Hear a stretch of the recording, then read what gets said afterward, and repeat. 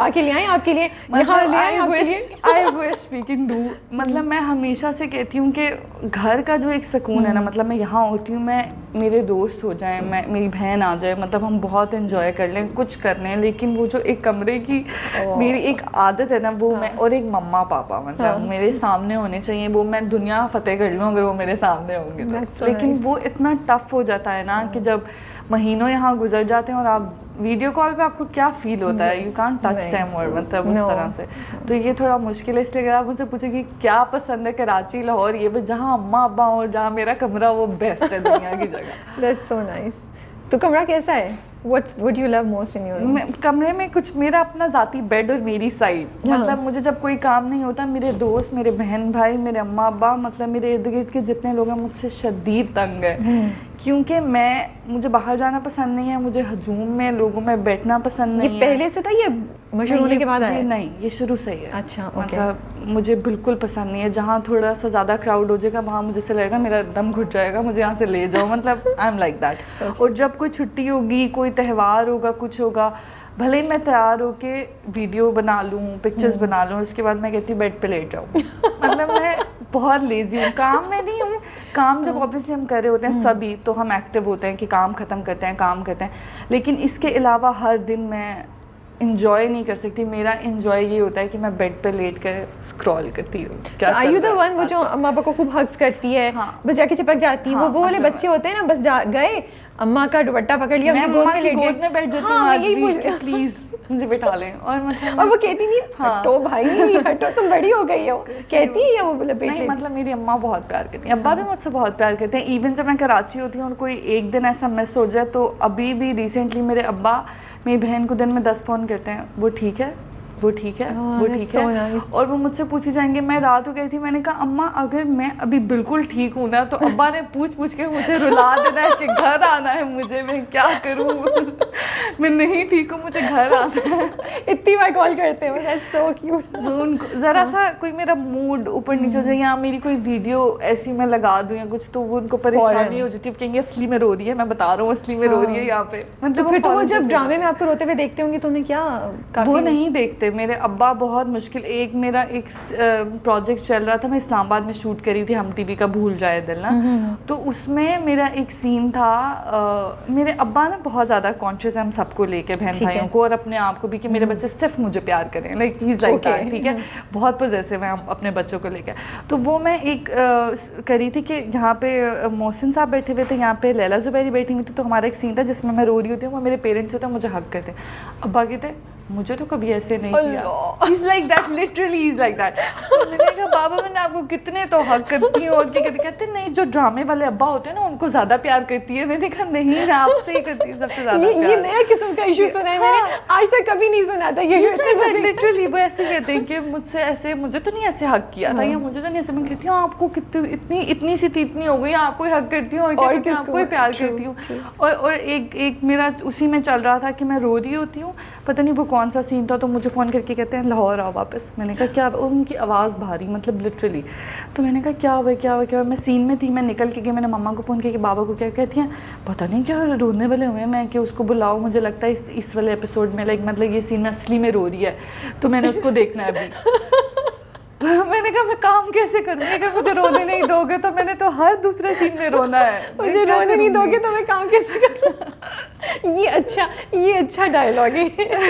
उनको प्रॉब्लम हो जाती है मैं रो जाऊँ तो, मतलब इवन मेरे बहन भाइयों को भी कि मैं, और ना मैं सबसे बड़ी हूँ लेकिन मैं सबसे छोटी हूँ, मतलब जो हमारा छोटा वाला है ना उससे भी छोटी मैं हूँ घर में, कि मतलब मुझे हर बात पे रोना आ जाता है। मैं ज़्यादा ऊंची आवाज़ नहीं सुन सकती, मुझसे कोई उल्टी सीधी बात कर दे या मुझे कोई कुछ कह दे, मुझे ऐसे दिल पे लगती है कि हाय अल्लाह ये क्या हो गया, मतलब मुझे फौरन रोना आ जाएगा। बड़े तो इसके ऑपोजिट होते हैं, बड़े तो लाइक बच्चों छोटों को अपना वो रोब भी जमाते हैं और सब करते हैं। आप नहीं, वो तीनों मुझ पे रोब जमा के चले जाते हैं। Okay, so you not the one जो अपने छोटे बहन भाइयों को स्पॉइल करती चारों, है? मतलब हम चारों अब माशाल्लाह चारों की हाइट एक जैसी होगी। जो भाई हैं दोनों छोटे हैं लेकिन उनकी दोनों की हाइट हमसे ऊंची है, मतलब हम चारों को देख के लगता है कि ये चार कोई बेस्ट फ्रेंड है, मतलब भाई बहन है माशाल्लाह माशाल्लाह, कि हर सिचुएशन में कोई बात हो कुछ हो हमने एक दूसरे के साथ खड़े होना है अल्हम्दुलिल्लाह। तो वो तंग करते हैं, लेग पुलिंग होती है? कहते हैं रोंदू और ये क्या एक्टिंग कर रही हो, ऐसा बहुत ज़्यादा होती है। लेकिन जब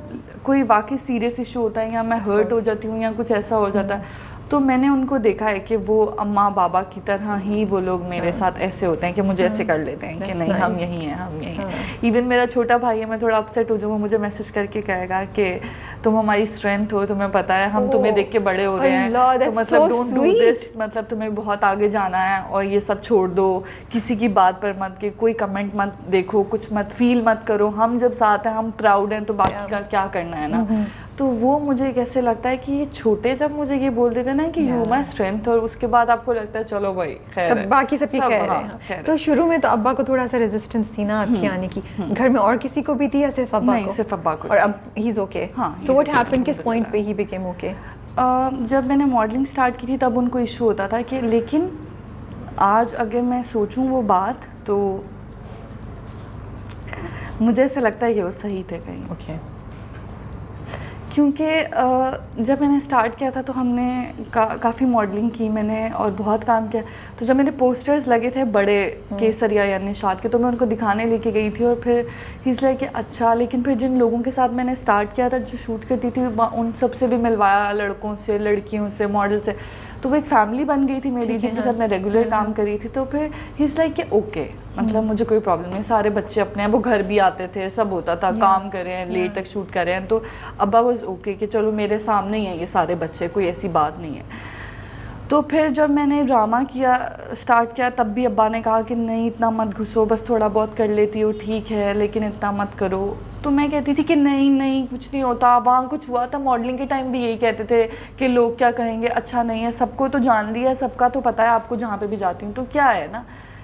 तो अब जब एट दिस एज मैं ऐसे फील करती हूँ, तब तो छोटा होता है ना इंसान, 18-19 साल में जज्बाती होते और ये वो, लेकिन अब मैं आकर अब सोचती हूँ तो मैं कहती हूँ कि जितने भी हम मीडिया के लोग हैं, हम पे कुछ स्टिग्मास हैं, कुछ लगा दिए गए हैं। बिल्कुल सही कह रही हैं। तो बीइंग अ वुमेन, मुझे नहीं पता कि लड़के क्या फील करते होंगे, हमारे एक्टर्स और वो सब क्या, हम लोग वो चीज़ को एक्सेप्ट नहीं करते हैं। हम कहते हैं कि हमें कोई फ़र्क नहीं पड़ता, हम तो एक्टर्स हैं, हमें सबसे ज़्यादा फ़र्क पड़ता है।